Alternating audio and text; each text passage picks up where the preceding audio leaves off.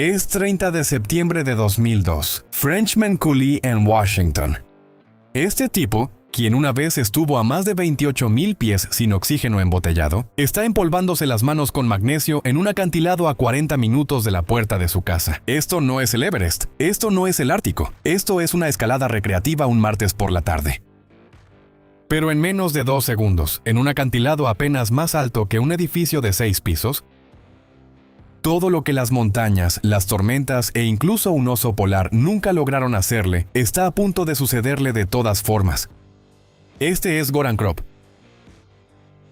Y estos son los aterradores últimos minutos de este legendario y loco sueco. Bienvenidos al límite extremo, donde hay mucho en juego, pero nadie es solo un titular. En octubre de 1995, Goran convocó a una conferencia de prensa y dijo algo tan insano que incluso habría hecho estremecerse a los ingenieros detrás del programa Apolo.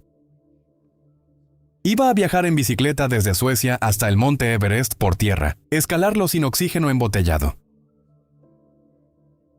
Y luego regresar a casa de la misma manera. Para ti y para mí suena a locura. Para Goran,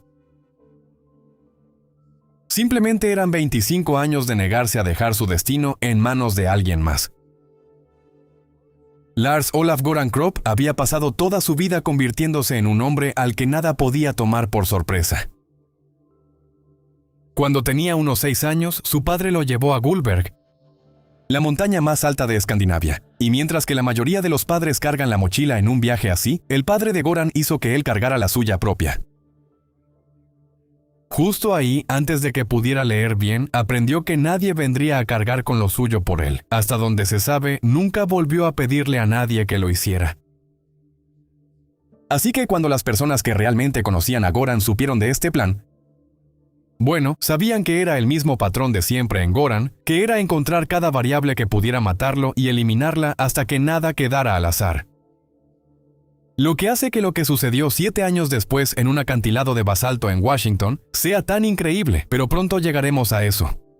El 16 de octubre de 1995, Goran Krop salió pedaleando de Estocolmo con un remolque cargado con 238 libras de cuerdas, tienda de campaña, estufa, piolets, botas, todo lo que una expedición completa al Everest necesita, arrastrando detrás de él una bicicleta Crescent hecha a medida. Y luego recorrió 8,000 millas a través de Alemania, Hungría, Rumania y Turquía en invierno. Pasó por Irán, Pakistán, India.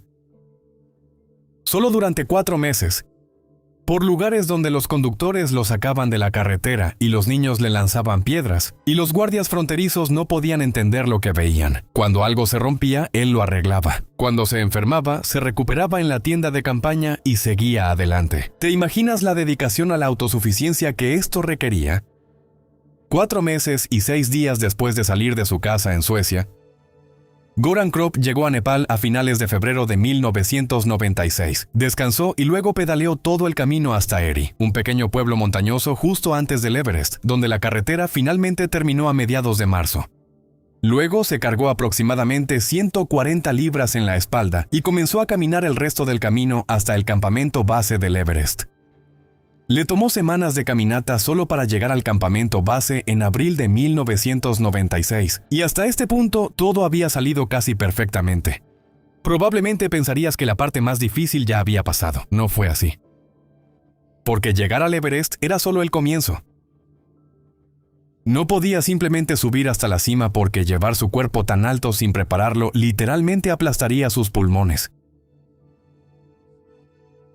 Así que Goran pasó las siguientes 2 semanas subiendo lentamente miles de pies y bajando una y otra vez hasta que su cuerpo se adaptó a la montaña. Finalmente, a principios de mayo de 1996, después de meses de exigirse al máximo, Goran partió hacia la cima. Subió cada vez más alto, pasando los campamentos en esta montaña y entrando en la zona de la muerte, donde el cuerpo humano se va muriendo lentamente sin importar qué tan fuerte seas. Y a la 1:30 p.m. del 3 de mayo de 1996, Goran estaba en la cumbre sur, en algún lugar por encima de los 28,000 pies, escalando solo y sin oxígeno embotellado. Por fin la cumbre estaba a la vista. De hecho, a unos 60 metros por encima de él ese día, estaba a punto de hacer historia. Pero entonces Goran hizo los cálculos sobre cuánto tiempo tomaría el descenso si seguía subiendo, y vio un gran problema. Podía subir, claro, pero no le quedaría mucha luz del día ni fuerza para bajar. Ahora, si no es la primera vez que ves nuestros videos, sabes que muchos escaladores ignoran esa hora límite para dar la vuelta. Y ni siquiera recorrieron en bicicleta desde su casa hasta el Everest. Así que tuvo que tomar una decisión enorme. Y quiero que realmente te pongas en sus zapatos por un segundo. Te ha tomado meses llegar hasta aquí. Has cruzado 2 continentes. Todos en casa están esperando saber si lo lograste. Literalmente puedes ver el punto más alto de la Tierra. ¿Qué harías tú? Goran Krop, a 60 metros de lo que había pedaleado por todo el planeta para alcanzar, dio la vuelta y regresó al campamento base. La disciplina para lograr esto es casi imposible de creer. Pero cuando era joven, Goran saltaba de aviones para el ejército sueco. Y si sabes algo sobre los paracaidistas, sabes que el trabajo te enseña a confiar en el sistema porque cada regla de seguridad está escrita con sangre. Quizá esa mentalidad se le metió a Goran en los huesos y ahí se quedó, no lo sé. Lo que sí sé es que Goran respetó un cálculo que casi ningún otro escalador habría respetado.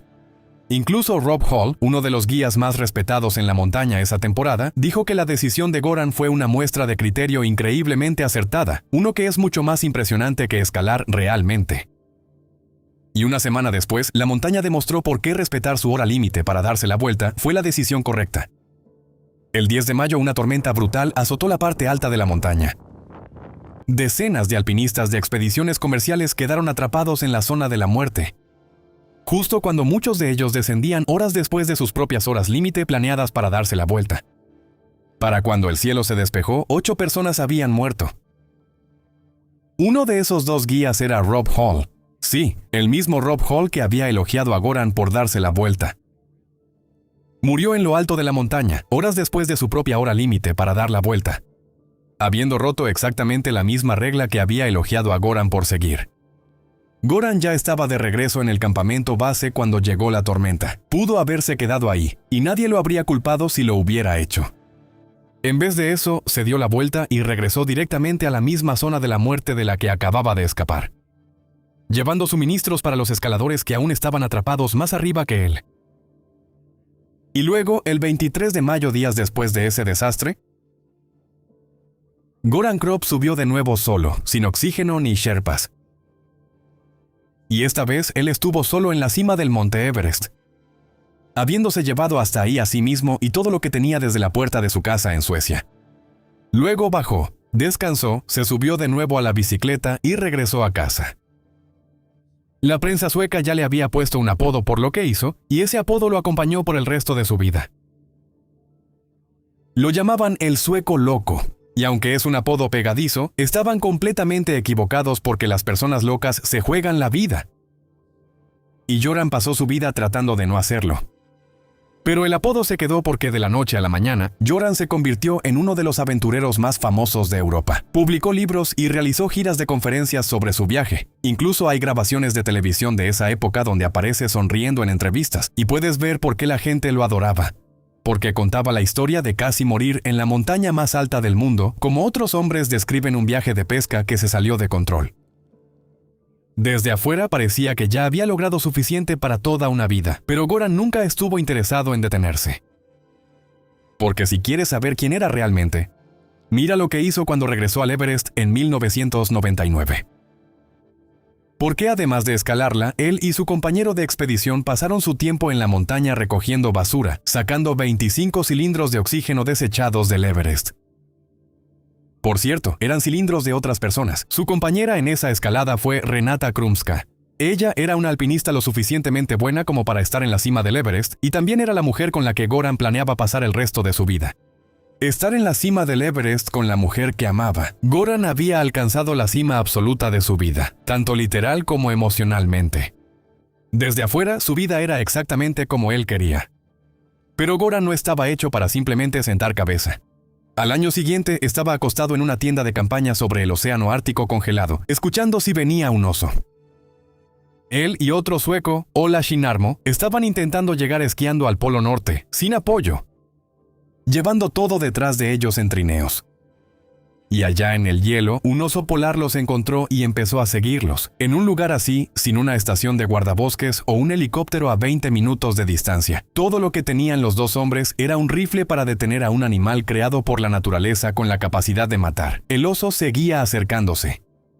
Goran tuvo que dispararle en defensa propia y para poder seguir adelante. Pero después de unos días, el pulgar de Goran sufrió una congelación grave. Un pulgar con congelación en el cuarto día es una advertencia. Hizo caso de esa advertencia. Excepto que esta vez en casa no lo esperaban para celebrar su buen juicio. En casa lo esperaban con titulares. Un famoso escritor sueco había visto las noticias sobre el oso y públicamente tachó a Goran de criminal. Un cazador furtivo. Goran lo llevó a los tribunales por eso, y Goran perdió. El aventurero más famoso de Suecia se sentó en una sala de audiencias en su propio país y escuchó que el hombre que lo llamó criminal no enfrentaría ninguna consecuencia. Y algo en Goran terminó con Suecia después de eso. En menos de 2 años, él y Renata habían empacado sus vidas en cajas y se mudaron nada menos que a los suburbios de Seattle, Washington.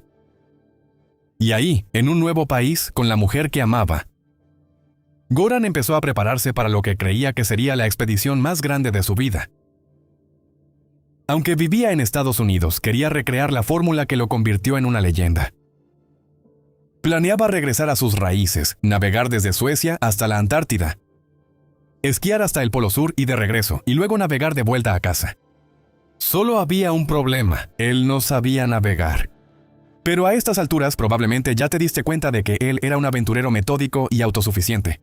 Así que Goran empezó a aprender. Durante la semana, uno de los más grandes montañistas de expedición del mundo podía encontrarse en Puget Sound, en Washington, tomando clases de vela. Y los fines de semana iba a escalar. La escalada era un pasatiempo, por así decirlo, una forma de mantenerse en forma y despejar la mente. Su lugar favorito era un sitio llamado Frenchman Coulee, a unas 2 horas y media al este de Seattle, Washington. Es un cañón de columnas de roca volcánica oscura, una junto a otra como tubos de órgano, donde los escaladores locales van un sábado que tienen libre porque hace sol, está cerca y el ambiente es relajado. Pero la escalada en roca aquí no era el montañismo por el que Goran era famoso. Ni siquiera es realmente el mismo deporte que llegar a la cima de una montaña. El montañismo que hizo de Goran una leyenda es un juego de resistencia contra el clima, la altitud y el tiempo. Sus peligros, tormentas peligrosas, avalanchas, aire enrarecido, y lo sobrevives con planificación, buena condición física, paciencia y sabiendo cuándo retirarte. En la escalada en roca, el peligro está en los detalles que se miden en centímetros.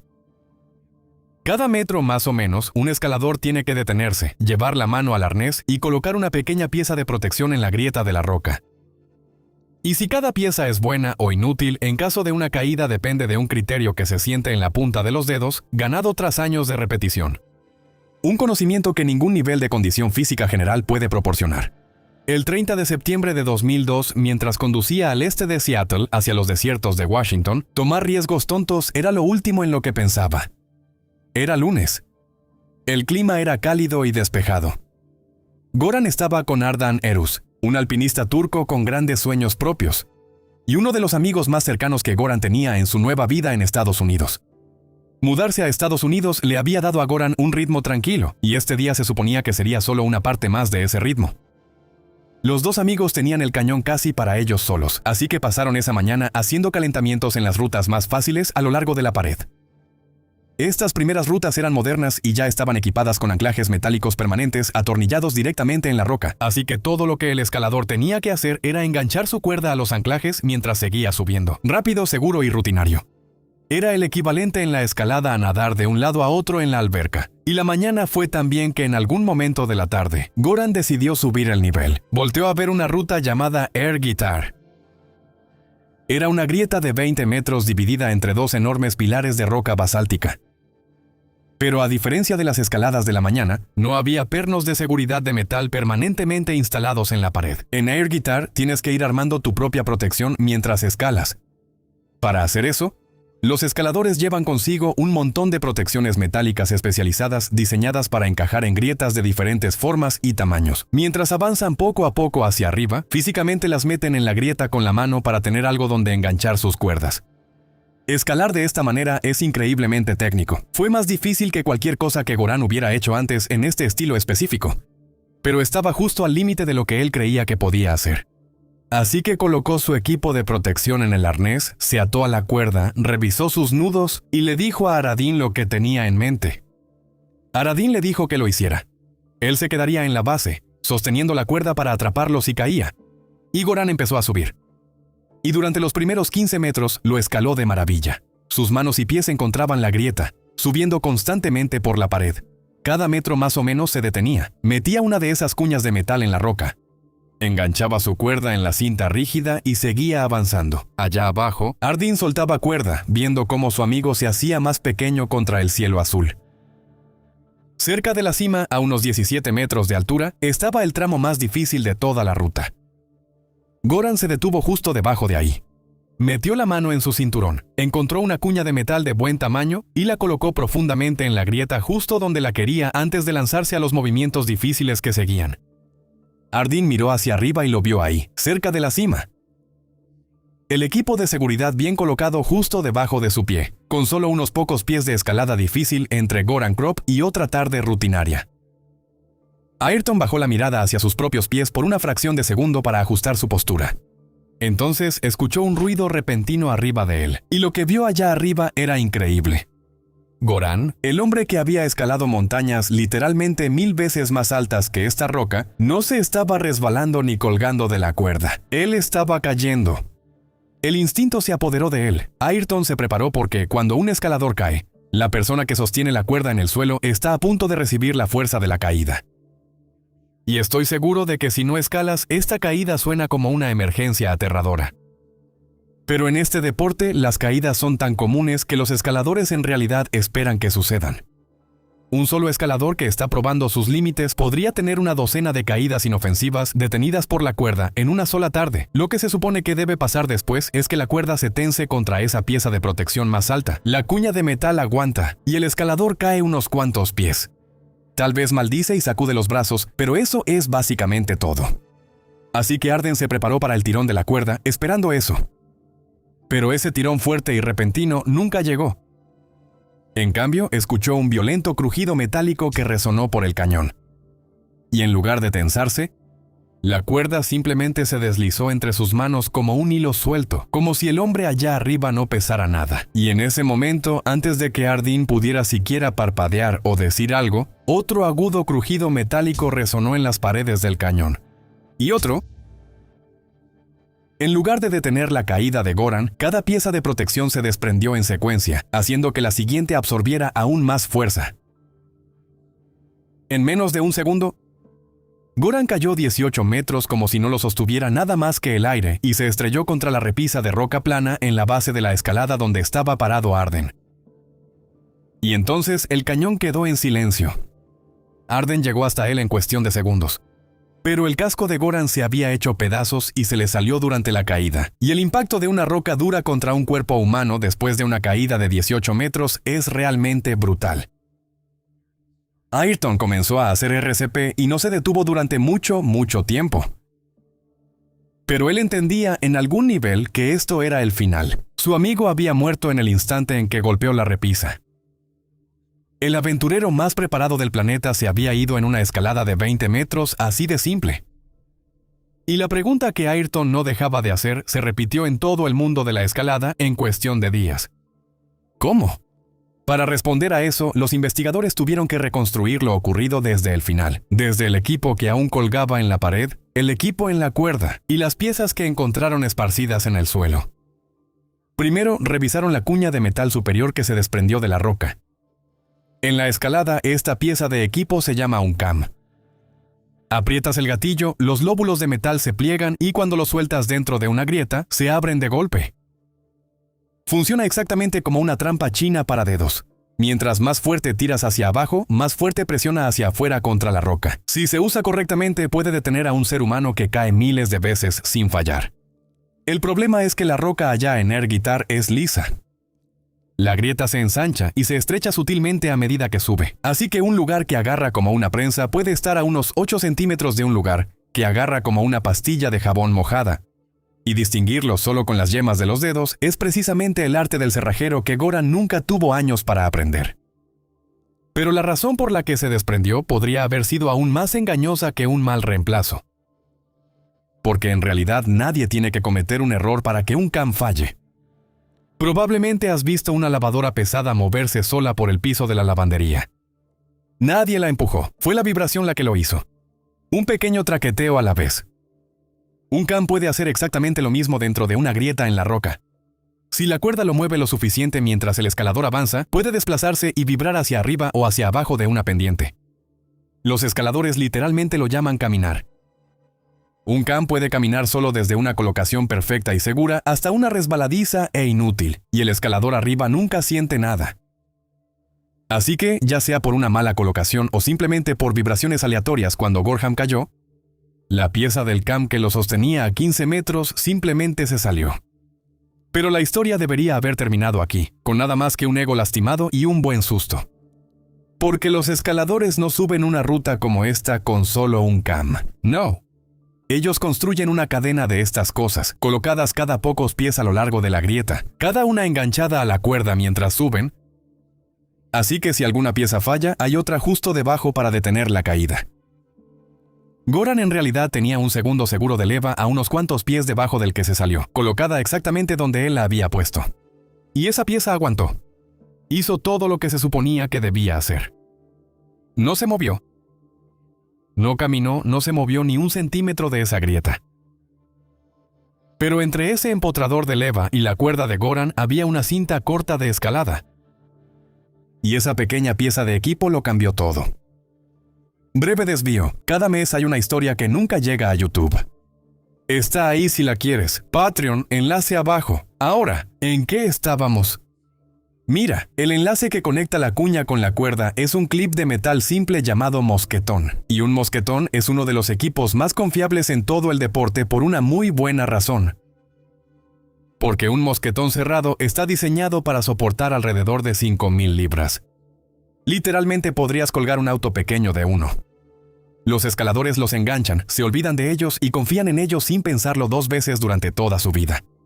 Pero esa confianza depende de una sola cosa. Déjame explicarte si nunca has sostenido uno. Un mosquetón es básicamente un anillo en forma de D hecho de aluminio.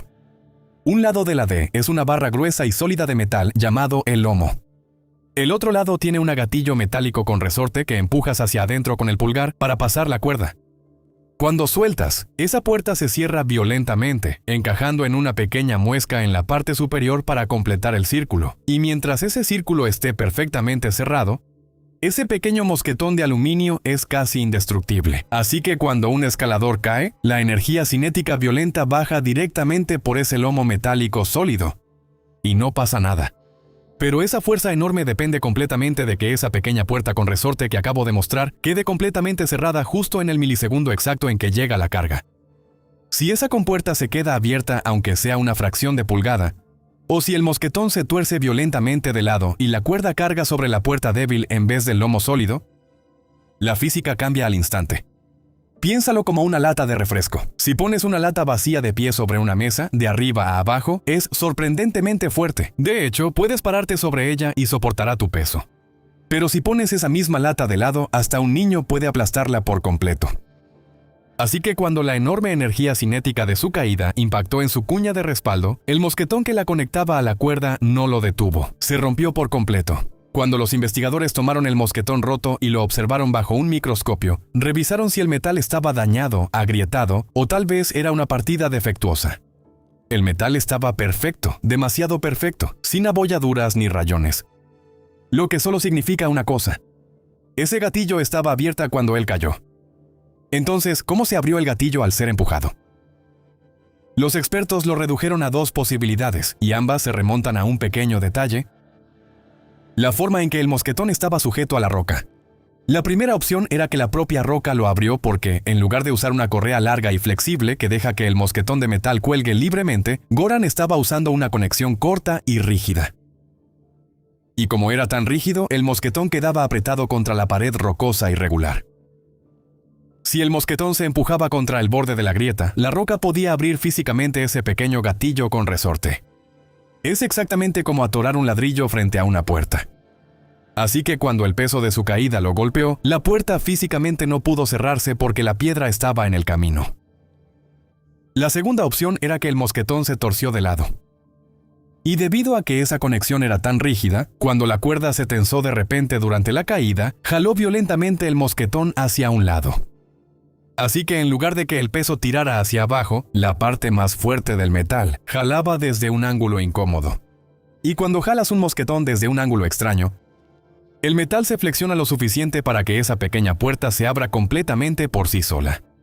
Los expertos nunca pudieron probar con certeza cuál de las dos cosas sucedió, pero ambas teorías apuntan a esa misma pieza corta y rígida del equipo. Y ese pequeño detalle desató un enorme debate en el mundo de la escalada. ¿Fue el equipo el que falló a Goran o fue él quien falló al equipo? Por un lado, hay algunos escaladores que dicen que la culpa es del mosquetón. Si un equipo que puede salvarte la vida puede abrirse solo con rozar una pared, es un mal diseño, punto.